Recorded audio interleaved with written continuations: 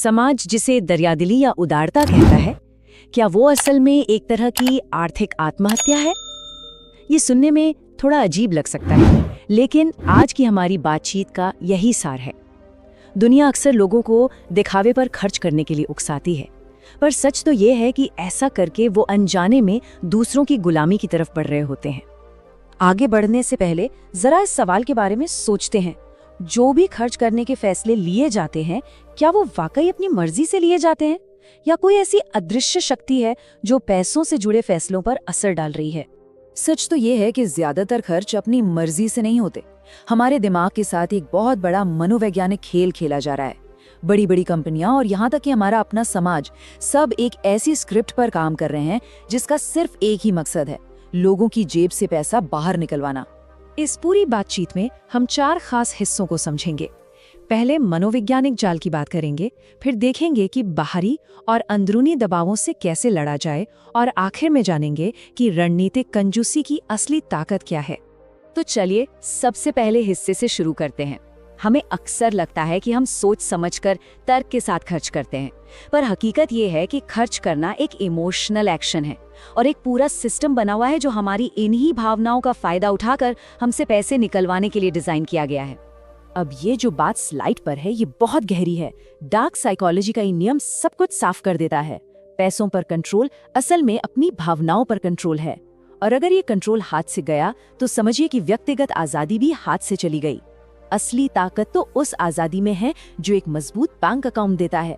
तो अपनी भावनाओं को काबू में रखना तो पहला कदम हुआ। अब देखते हैं कि बाहरी दुनिया हमारी भावनाओं का इस्तेमाल कैसे करती है। ये वो सामाजिक दबाव हैं जो लोगों को जानते बूझते हुए भी अपने ही खिलाफ खर्च करने पर मजबूर कर देते हैं। इस सेक्शन में हम 3 बाहरी जालों को थोड़ा गहराई से समझेंगे। पहला है नकली रुतबे का लालच, दूसरा है जहरीले लोगों की कीमत, और तीसरा है खोखली रस्मों का बोझ। पहला जाल है नकली रुतबा। डार्क साइकोलॉजी की भाषा में इसे वैलिडेशन ट्रैप कहते हैं। क्या किसी को लगता है कि नया फोन खरीदकर वो अमीर दिख रहा है?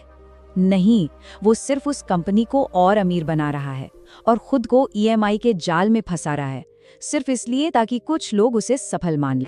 और देखिए, ये कोई आज की समस्या नहीं है। सदियों पहले आचार्य चाणक्य ने चेतावनी दी थी कि दिखावे के लिए पैसा खर्च करना अपने भविष्य की आजादी को गिरवी रखने जैसा है।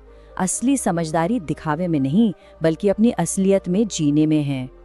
अब बात करते हैं दूसरे जाल की, जहरीले लोग। हम अक्सर ऐसे दोस्तों और रिश्तेदारों पर अपना पैसा और समय बर्बाद करते हैं जिनका हमारी तरक्की में कोई योगदान नहीं होता।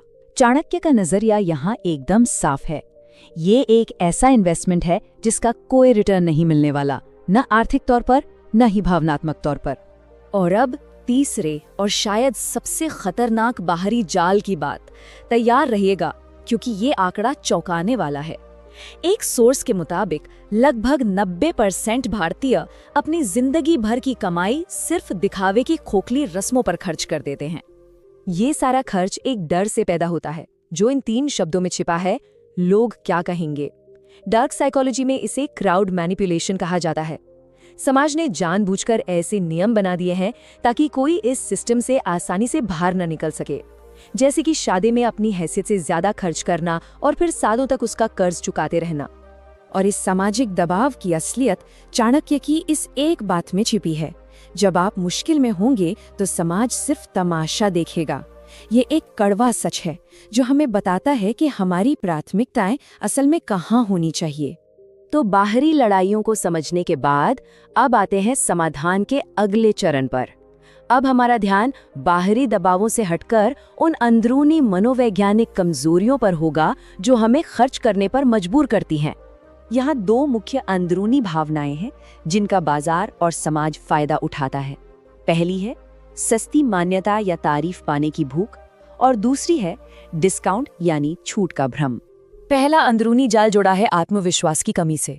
जब कोई कहता है, अरे बिल की चिंता मत कर, भाई है ना, तो ये तारीफ नहीं होती, ये आपके ईगो को सहलाया जा रहा है। डार्क साइकोलॉजी इसे ईगो स्ट्रोकिंग कहती है, और ये जेब खाली करवाने का एक बहुत आसान तरीका है। अब ये जो स्लाइड पर है ये बहुत दिलचस्प है। ये सीधी सी तुलना डिस्काउंट शॉपिंग के पीछे की गलत सोच को सामने लाती है। लगता है कि वाह 2500 रुपए बचा लिए, पर असलियत क्या है? असलियत ये है कि 2500 रुपए एक ऐसी चीज पर गवा दिए जिसकी शायद कोई जरूरत ही नहीं थी। इस मनोवैज्ञानिक खेल का एक नाम भी है, इल्यूजन ऑफ बार्गेन, यानी सौदे का भ्रम। बड़ी कंपनियां हमारे दिमाग के साथ बहुत चालाकी से खेलती हैं।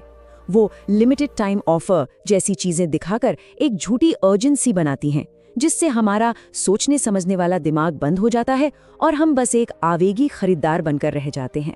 तो चलिए अब इन सारी बातों को एक साथ जोड़ते हैं। अब हम कंजूसी शब्द को एक कमजोरी की तरह नहीं, बल्कि एक रणनीतिक और ताकतवर विकल्प के तौर पर देखेंगे। ये कंजूसी नहीं, ये एक पावर मूव है। तो यहाँ दो रास्ते एकदम साफ दिखाई देते हैं। एक तरफ है सामाजिक उदारता, जो कुछ समय के लिए दूसरों की नजरों में अच्छा तो बना देती है, लेकिन जेब खाली कर देती है। और दूसरी तरफ है रणनीतिक कंजूसी, जो शायद आज आपको अकेला महसूस कराए, लेकिन आने वाले कल में असली आजादी दिलाएगी। तो इसका समाधान क्या है? इन 5 चीजों में एक रणनीतिक कंजूस बनना होगा। पहला, नकली स्टेटस पर खर्च बंद।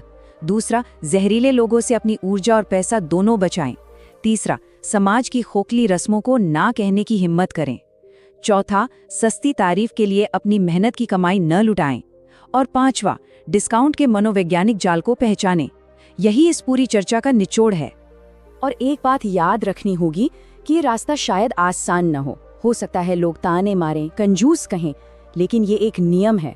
भीड़ हमेशा आसान रास्ते पर चलती है, पर इतिहास वही लोग बनाते हैं जो अकेले सही रास्ते पर चलने का साहस दिखाते हैं। तो आखिर में मैं आपको बस इस एक सवाल के साथ छोड़कर जा रहा हूँ। ये सवाल सिर्फ पैसों के बारे में नहीं है, ये आपकी शक्ति, आपकी आज़ादी और आपके भविष्य के बारे में है। अपनी शक्ति का इस्तेमाल बुद्धिमानी से करें।